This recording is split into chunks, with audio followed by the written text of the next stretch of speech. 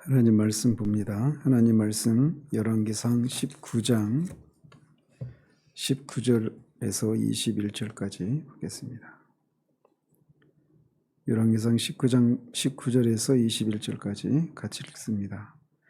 엘리야가 거기서 떠나 사밧의 아들 엘리사를 만나니 그가 12겨릿소를 앞세우고 밭을 가는데 자기는 12째 겨릿소와 함께 있더라. 엘리야가 그리로 건너가서 겉옷을 그의 위에 던졌더니 그가 소를 버리고 엘리야에게로 달려가서 이르되 청하건대 나를 내 부모와 입맞추게 하소서. 그리한 후에 내가 당신을 따르리이다. 엘리야가 그에게 이르되 돌아가라. 내가 내게 어떻게 행하였느냐 하니라. 엘리사가 그를 떠나 돌아가서 한 겨릿소를 가져다가 잡고 소의 기구를 불살라 그 고기를 삶아 백성에게 주어 먹게 하고 일어나 엘리야를 따르며 수종 들었더라. 아멘. 어제는 죽기를 바랬던 엘리야에게 새로운 세 가지 사명을 부여하시는 내용을 살펴보았습니다. 오늘은 엘리야가 자신에게 주어진 이 세 가지 사명 가운데 첫 번째로 엘리사를 자신의 후계자로 지명한 일을 살펴봅니다. 원문에 따르면 엘리야는 하나님께로부터 이 세 가지 사명을 부여받은 즉시 호렙산을 떠나서 엘리야를 만나러 갔다고 기록하고 있습니다. 엘리야는 하나님의 임재를 경험하고 새로이 사명을 부여받은 후에 다시 이전과 같이 하나님의 명령에 즉각 순종하는 모습을 보이고 있는 겁니다. 그래서 어제도 살펴본 것처럼 내 길을 돌이켜라 라고 이렇게 하나님이 말씀하셨는데 정말 그렇게 돌이켜서 자신의 그 사명을 수행하러 즉각 순종하는 모습을 보여주고 있습니다. 근데 우리가 주목할 것은 그 첫 번째 사명이 자신을 이을 선지자 엘리사를 찾아가는 것이었다라고 하는 것은 매우 인상적이라고 할 수가 있습니다. 우리가 이미 살펴봤듯이 아합의 통치 시기에 여호와의 선지자로서 활동한다라고 하는 것은 목숨을 거는 일이었습니다. 그리고 엘리야가 낙심했던 이유이기도 한데 어떻게 보면 큰 성과도 기대할 수 없는 일이었습니다. 때로는 아무런 성과가 없는 것을 인해서 낙심하게 되기도 하고 그 일을 수행하면서 주변에 자신의 편에 서서 함께 하는 그런 사람도 없는 것처럼 깊은 외로움과 고립감을 느껴야 하기도 하는 쉽지 않은 일이었습니다. 바로 이런 이유 때문에 엘리야가 낙심해서 죽기를 소원하기까지 했던 그 일이 바로 여호와의 선지자로서의 일이 아니었습니까?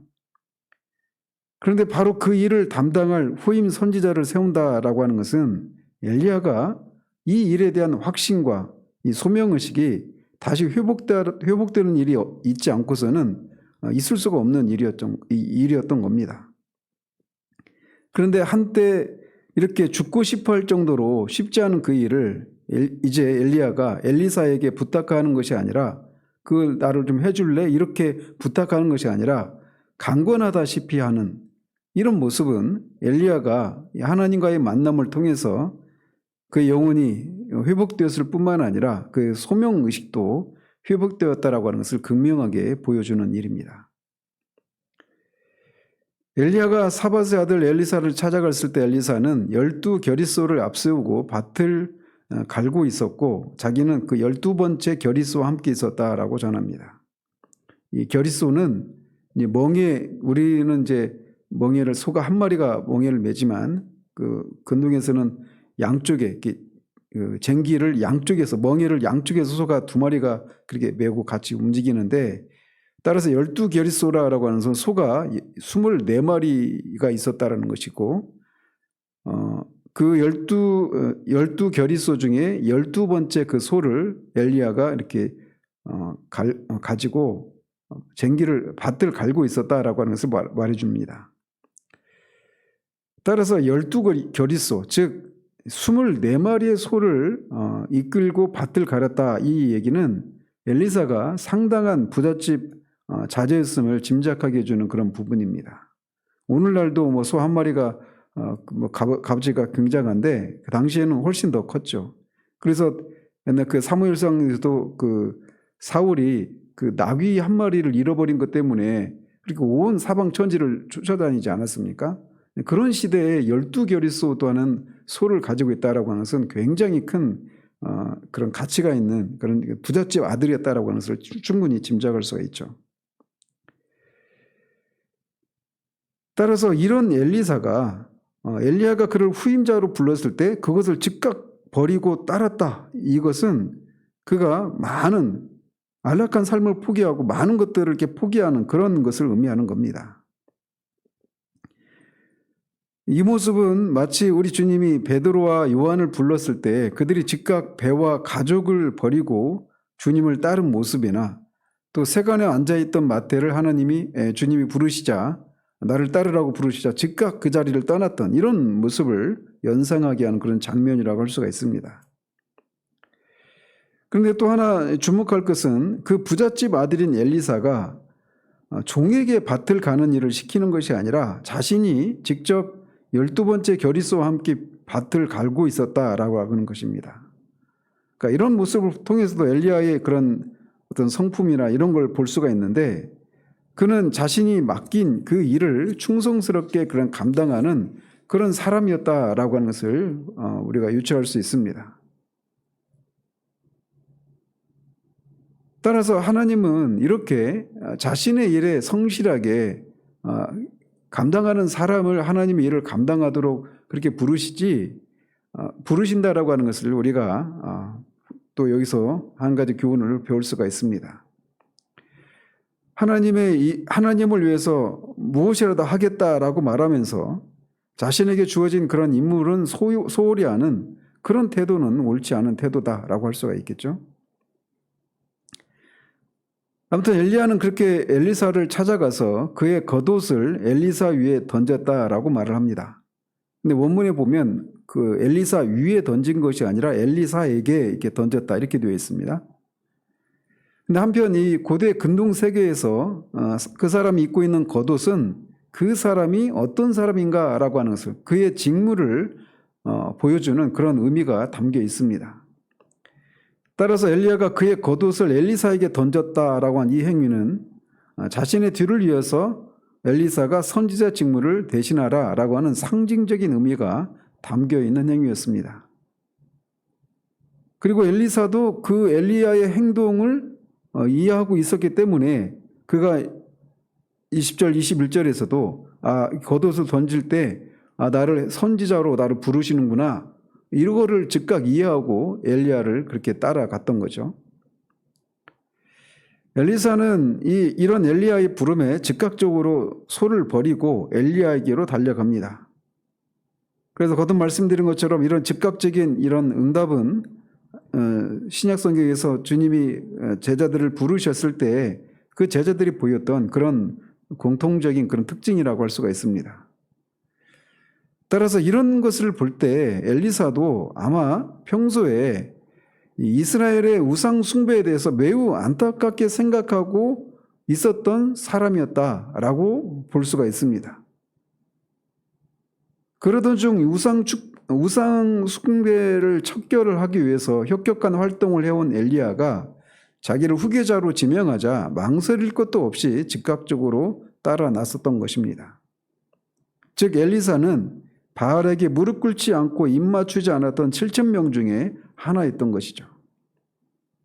거듭 말씀드리지만 이 당시 엘리사도 이런 사람이었지만 엘리야의 눈에는 이 사람이 눈에 띄지 않았죠. 그러나 하나님은 엘리사를 알고 있었던 겁니다. 엘리사는 엘리야에게 말하기를 자신의 부모와 입을 맞춘 후에 그를 따라도 되겠느냐라고 청합니다. 입맞춤이라고 하는 것은 어떤 특별한 의미가 있는 것이 아니라 이스라엘 사람들에게 그냥 일상적인 인사법이었단 말이죠. 그런데 엘리사는 이런 가족들과 이런 간단한 작별 인사를 하고 따르겠다 이렇게 얘기를 하는 거예요. 그런데 이것조차도 간곡한 어조로 허락을 구하고 있는 모습을 볼 수 있습니다. 근데 이제 어떤 사람들은 이런 엘리사의 모습을 누가복음 9장에서 주님의 뒤를 따를 때 우리 부모를 장사 지내고 따르겠습니다. 또 가족들과 작별 인사를 하고 따르겠습니다. 라고 말했던 그 사람들, 그리고 그 사람들을 주님이 손에 쟁기를 들고 뒤로 돌아보는 것은 나의 제자로서 합당하지 않다 이렇게 평가했던 그런 사람들과 같은 태도다 이렇게 평가를 하는데 그렇지가 않습니다. 왜냐하면 엘리야가 이런 엘리사를 바로 21절에서처럼 바로 이렇게 수종 들고 같이 동행을 하고 있는 것을 보면 간단한 작별 인사를 하고 그렇게 떠나도 되겠느냐 이렇게 얘기를 하고 있는 겁니다. 따라서 예수님 당시에 예수님을 따르겠다고 했지만 결국 따르지 않았던 이런 사람들은 현세적인 삶을 버리지 못하는 그런 미련을 가지고 있는 그런 모습을 보여준 반면 엘리사는 오히려 정반대로 현세적인 그런 삶을 깨끗이 정리하고 따르겠다라고 하는 그런 의미로 이런 말을 하고 있는 겁니다. 따라서 엘리야도 그런 엘리사의 청을 기꺼이 수락한 것이죠. 이런 엘리사의 청에 엘리야는 돌아가라 내가 너에게 어떻게 행하였느냐 이렇게 답을 합니다. 그래서 말씀드린 것처럼 어떤 학자들은 어떤 주석가들은 이거를 부정적으로 누가복음 9장과 연결시켜서 부정적인 그런 답변으로 그렇게 얘기를 하는데 그렇지가 않습니다. 그래서 이거를 문맥상 엘리야가 그런 엘리사를 기다려주고 있단 말이죠. 그걸 볼 때 그건 긍정적으로 해석하는 것이 합당합니다. 그래서 이렇게 해석하는 게 옳아요. 내가 너에게 그렇게 하지 말라고 했느냐 이런 의미로 말이죠. 이런 허락을 받자 엘리사는 엘리야를 떠나 집으로 돌아가서 한 겨릿소를 가져다가 소를 잡고 소의 기구를 불살라서 그 고기를 삶아 백성에게 주어 먹게 하고 일어나서 엘리야를 따르고 엘리야를 수종듭니다. 그러니까 한 겨릿소란 얘기니까 소 2마리를 잡았다는 얘기겠죠. 근데 소 2마리를 잡을 때 소의 기구를 불살라서 삶았습니다. 농부였던 엘리사가 소를 잡고 소의 기구를 불살랐다라고 하는 얘기는 농부로서의 삶을 이제 포기했다라고 하는 어떤 상징적인 그런 행동을 의미합니다. 즉 선지자 엘리야를 통한 하나님의 부르심에 대한 엘리사의 이런 전적인 헌신과 결단을 이런 것을 통해 상징적으로 보여주고 있는 것이죠. 그리고 그가 엘리야를 수종들었다 이런 표현은 엘리사가 엘리야를 그림자처럼 따라다니면서 섬겼다라고 하는 것을 의미합니다. 그리고 이것은 예전에 여호수아가 모세를 시종들었다 이런 표현과 같은 의미가 있습니다. 그래서 여호수아가 모세를 시종하면서 섬기고 그다음에 모세를 이어서 이스라엘의 지도자가 되었던 것처럼 엘리사 역시 이제 엘리야를 시종처럼 섬기고 훗날 그를 이어서 이스라엘의 선지자가 될 것을 우리가 예감할 수 있게 되는 모습입니다. 한편 엘리야가 이스라엘에 나타난 것은 이 엘리사를 부르는 이 일로부터 약 3년 반이 조금 지난 그런 전의 일이었습니다. 그동안 이스라엘에 비가 오지 않게 되었는데 이스라엘 사람들은 점차 이 일이 엘리야가 여호와의 말씀을 대언해서 비가 내리지 않게 했기 때문이다라고 하는 그런 사실을 알고 그런 소문이 이스라엘 전역에 퍼지고 있었습니다. 그 소문이 퍼져가는 동안 바알을 따르던 사람들은 엘리야가 바알을 대적한 것 때문에 바알이 분노해서 비가 오지 않는다라며 더욱더 바알을 의지하려고 했겠죠. 그렇지만 여호와를 섬기던 소수의 사람들은 가뭄이 여호와 하나님을 섬기지 않은 것에 대한 하나님의 심판 때문이라고 하는 이런 엘리야의 말에 수긍했을 것입니다. 따라서 여호와를 섬기던 소수의 사람들에게 엘리야는 어떤 의지와 선망의 대상이 되었을 것입니다. 그러나 동시에 이세벨이 여호와의 제단을 허물고 여호와의 선지자들을 죽이고 있다라고 하는 소문도 이스라엘 전역을 그렇게 돌고 있었을 것입니다. 따라서 그런 일이 진행되고 있을 때 여호와를 섬긴다라고 하는 것을 공개적으로 드러내면 어려움을 겪어야만 하는 죽을 수도 있는 그런 분위기가 조성되어 있었을 것입니다. 따라서 그런 시대에 엘리사가 여호와의 선지자로 나선다. 이것은 그것도 아합이 말했던 것처럼 이스라엘을 괴롭히는 자라고 하는 이런 판단을 받고 이세벨과 이스라엘 사람들의 공공의 적이 되어서 전국적인 수배령이 내려진 엘리야를 따른다라고 한 이것은 엘리야가 겪는 그런 고통과 위험을 감수해야 한다라고 하는 것을 의미하는 일이었습니다. 즉 여호와의 선지자의 길을 나선다라고 하는 것은 다윗 시대 나단이나 이런 선지자들이 겪었던 그런 영광스럽고 위험이 있는 그런 꽃길이 결코 아니었습니다. 그런데 바로 그 십자가의 길로의 부르심에 엘리사는 좌구우면하지 않고 즉각 자신의 모든 소유를 버리고 엘리야의 뒤를 따라 나선 것입니다. 즉 엘리야가 받는 고난도 나도 기꺼이 감수하겠다라고 하면서 그 길을 따라 나선 거예요. 이것은 마치 초대교회 시대에 콘스탄틴 대제에 의해서 기독교가 공인되기 전까지 거의 거의 300년 가까운 시기 동안, 그러니까 예수님 그 부활 이후를 따지면 거의 한 270, 80년 동안 기독교가 굉장히 박해를 받는 그 시대에 그리스도인이 된다라고 하는 것, 그리고 더더군다나 교회 감독이 된다라고 하는 것은 나 이제 죽었습니다, 이거를 의미하는 겁니다. 마치 그런 것을 연상하는 일이 바로 이 엘리사가 엘리야를 따라가는 일이었어요. 그렇다면 무엇이 엘리야를 또 엘리사를 이런 위험한 길을 좌구우면하지 않고 나서게 했을까요? 그것은 어제 살펴본 대로 엘리야 안에 있었던 여호와를 위한 열심 때문에 그렇습니다. 즉 여호와 하나님의 영광을 위한 것, 이것 때문에 엘리야도 또 엘리사도 그 길을 나섰던 것입니다. 여호와 하나님의 영광에 대한 열망이 자신이 치러야만 하는 대가보다 컸기 때문에 이런 일을 감수했던 겁니다. 거듭 말씀드리지만 당시 여호와의 선지자가 된다라고 하는 것은 목숨을 거는 일이었습니다. 결코 영광스러운 길도 아니고 영전의 길도 결코 아니었습니다. 그러나 자신이 없어도 하나님이신 하나님의 영광을 위해서 기꺼이 그렇게 엘리야를 통한 하나님의 부르심에 엘리사가 즉각적으로 응하고 있는 겁니다. 우리에게 하나님의 영광을 위한 열심이 사라지게 되면 주님의 부르심을 따르는 이 일은 좌구우면하거나 할 수만 있으면 하고 싶지 않은 그런 일이 되고 맙니다. 또 하나 우리가 주목할 것은 하나님입니다.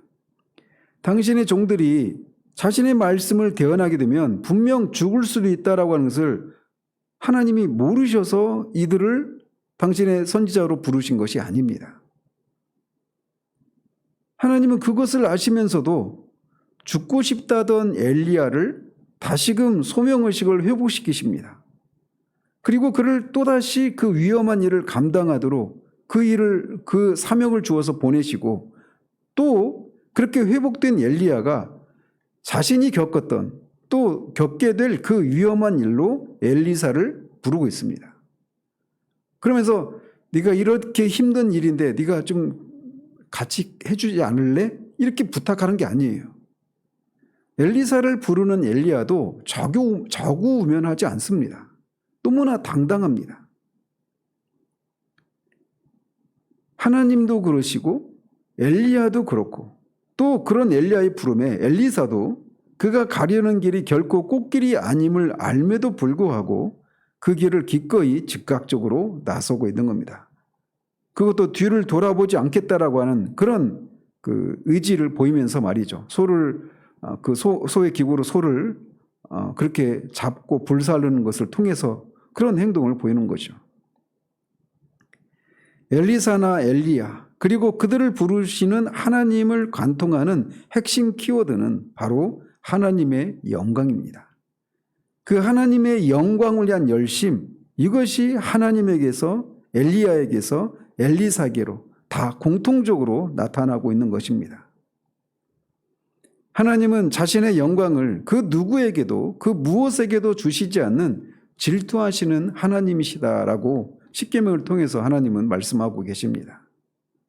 그런 하나님이시기에 그의 종들을 보내셔서 하나님의 존재에 합당한 존귀와 영광을 받으시는 일들을 하셨고 하고 계시고 앞으로도 하실 것입니다. 하나님의 영광은 하나님의 존재의 본질이기 때문에 하나님은 결코 그 하나님의 영광을 위해서 그것을 포기하지 않으시고 반드시 그 하나님의 존재에 합당한 그런 존귀와 영광을 받으시는 일들을 멈추지 않으시고 그것을 위해서 당신의 종들을 계속해서 보내시는 일들 또한 멈추지 않으십니다. 가장 어두웠던 이 어묵한 이런 시절에도 하나님의 종들을 그렇게 목숨을 담보로 하는 일임에도 불구하고 계속해서 보내시는 그런 하나님, 바로 그 하나님의 그 영광을 향한 하나님의 열심, 그것을 엘리야도 동의하고 보았고 당연한 것이라 생각했고 엘리사 또한 그러했기에 이 길을 가고 있는 것입니다. 그리고 그 부르심에 응한 당신의 종들이 이 땅에서는 결코 영광을 취하지 못하는 듯 보이지만 그의 종들에게 이런 부르심에 응하지 않은 사람들은 알 수 없는 것들을 누리게 하십니다. 그것은 바로 하나님 자신입니다. 하나님 자신의 그 영광, 하나님 자신의 그 영광의 탁월하심을 다른 사람들은 알지 못하는 그것을 보게 하시고 그것을 누리게 하시는 이런 특권을 주시는 것입니다. 이 아침에 엘리사와 엘리야 그리고 그들을 당신의 종으로 부르시는 하나님 사이를 관통하고 있는 하나님의 영광이라고 하는 이 큰 주제에 대해서 우리가 깊이 생각할 수 있기를 바랍니다. 비록 우리의 삶이 순탄하고 아무런 부족함이 없이 평안해도 하나님이 합당한 영광을 받지 못하는 현실을 인해서 우리 영혼 깊은 곳에서 솟구치는 영혼의 슬픔이 우리에게 현재적으로 있는지 돌아볼 수 있는 아침이 되기를 바랍니다. 하나님의 영광을 보기를 소원하는 마음이 우리 마음을 지배할 때 우리가 주님을 위해서 치러야 될 대가는 그렇게 크지 않게 될 것입니다.